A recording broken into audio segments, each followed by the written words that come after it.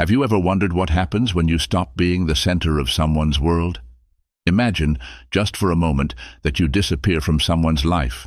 No calls, no texts, no interaction whatsoever. What do you think unfolds in the silence you leave behind? This isn't just a hypothetical scenario, it's a window into understanding the profound impact we have on each other's lives and the unexpected lessons we can learn when we step back. Today, I invite you to dive deep with me into the often overlooked but incredibly transformative power of absence. Through the lens of Stoicism, we'll explore how disappearing can lead to personal growth, stronger relationships, and a more resilient sense of self. I encourage all of you to keep an open mind as we navigate these ideas. Many of you have shared how this channel has opened your eyes to new perspectives and brought valuable wisdom into your daily lives. For that, I am incredibly grateful. If you're new here, or if you've been with us but haven't yet subscribed, now is the time to join our community. Hit that subscribe button, like this video, and don't hesitate to share it with friends who are passionate about personal growth and philosophical exploration. Skeptics might find some ideas challenging, but I urge everyone to watch until the end. The insights we discuss today are essential for anyone looking to deepen their understanding of themselves and the Stoic philosophy that can help us lead more fulfilled lives. Stay tuned. Let's get into it. And remember, the journey of self-discovery is not just about finding answers, but also about asking the right questions. Number 1, rejection. It's that initial sting you feel when someone just stops reaching out, stops responding, and you're left wondering what just happened. Now imagine this on a personal level. You've been interacting with someone regularly, and suddenly there's just silence. This isn't about them not answering a single message. It's about them disappearing from your day-to-day life completely. The impact, it feels like a personal snub, a direct hit to your ego. This experience of rejection can be deeply unsettling. It shakes the foundation of what you believed was a mutual connection. Was it something you said? Did you misinterpret the signals? It's natural to spiral into these questions. But here's where Stoic philosophy brings us some solace. Stoics would advise us to look at rejection not as a personal attack, but as a reality of life that we cannot control. They teach us that the only thing truly within our control is our own actions and reactions. In the face of rejection, Stoicism doesn't just offer cold comfort, it provides a proactive way to deal with the emotional turbulence. Marcus Aurelius, a Stoic philosopher and Roman emperor, once wrote, "You have power over your mind, not outside events. Realize this, and you will find strength." So when someone disappears, it's an opportunity, a tough one, admittedly, to practice this principle. It's about acknowledging our hurt feelings without letting them overwhelm us or dictate our responses. Moreover, Stoicism encourages us to detach from our need for external validation. When someone vanishes, it's easy to feel unworthy or unloved. But remember, your worth isn't determined by someone else's attention or lack thereof. By embracing Stoic detachment, you can start to view rejection as a path to personal freedom. It frees you from the need to please others and ties your self-esteem not to their actions, but to your own virtues and actions.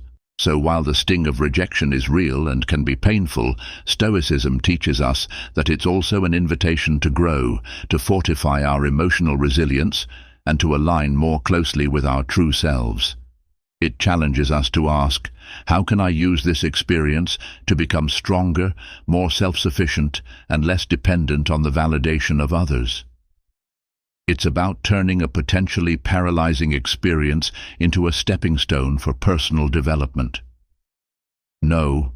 2. Curiosity. Curiosity is that little voice in your head that starts to ask, why did they leave? What did I miss? What are they doing now without me? It's a natural human response to seek answers, to fill in the blanks when we're left with uncertainty. And when someone just vanishes from our lives, that uncertainty can feel overwhelming. Curiosity, though, isn't just about nosiness or prying into someone's life. It's a deeper, more introspective process that involves reflecting on the dynamics of the relationship. It pushes you to analyze past interactions and question possible outcomes. This can be both constructive and destructive. On one hand, it drives you to seek knowledge and understanding, which are key aspects of Stoic philosophy. On the other hand, if left unchecked, it can lead you down a rabbit hole of overthinking and speculation. Stoicism offers a unique perspective on handling curiosity. The Stoics, such as Seneca and Epictetus, emphasize focusing on what's within our control. Our reactions to the disappearance, the emotions we feel, and the actions we choose to take are within our control. However, understanding or controlling the other person's reasons for leaving is not. Stoicism teaches us to accept this limitation and to redirect our curiosity towards self-improvement and personal reflection. Moreover, Stoicism encourages us to use curiosity as a tool for self-discovery rather than as a means to dwell on what might have been. It's about asking ourselves, what does this curiosity reveal about my needs and desires? What can I learn from this situation about my own values and how I relate to others? This way, curiosity becomes not just about the other person, but about understanding ourselves better. We should also consider the role of curiosity in fostering resilience. By exploring our feelings and thoughts about the disappearance, we are practicing the Stoic virtue of reflection. This reflection isn't a passive activity, it's an active, deliberate and rational examination of our own internal states. It challenges us to grow from the situation, to develop a thicker skin, and to prepare ourselves better for future uncertainties. Number 3. Self-reflection. When someone vanishes, it's like a mirror suddenly held up to our lives, forcing us to look at ourselves in a way we might not have done before. This reflection is about more than just wondering what went wrong or why someone left. It's about examining our own behaviors, reactions, and perhaps the role we played in the dynamics that led to their departure. Self-reflection prompted by such an event encourages us to delve into a deeper understanding of our desires, expectations, and attachments.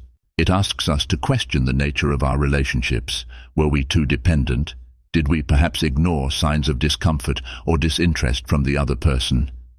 Stoicism, with its focus on introspection and control over one's own actions and responses, provides a valuable framework here. The philosophy teaches us to use every experience, especially challenging ones, as opportunities for growth and self-improvement.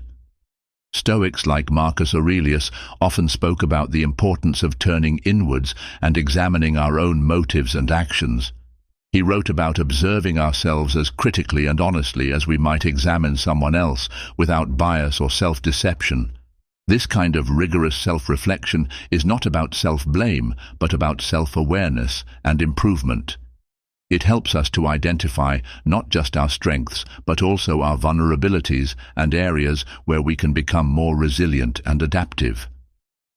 Furthermore, self-reflection helps us to redefine our personal boundaries and expectations. It teaches us about acceptance of others as they are, and acceptance of the fact that we cannot control anyone's actions but our own. This can be a liberating realization, albeit a difficult one. It shifts the focus from trying to change others or situations to working on ourselves,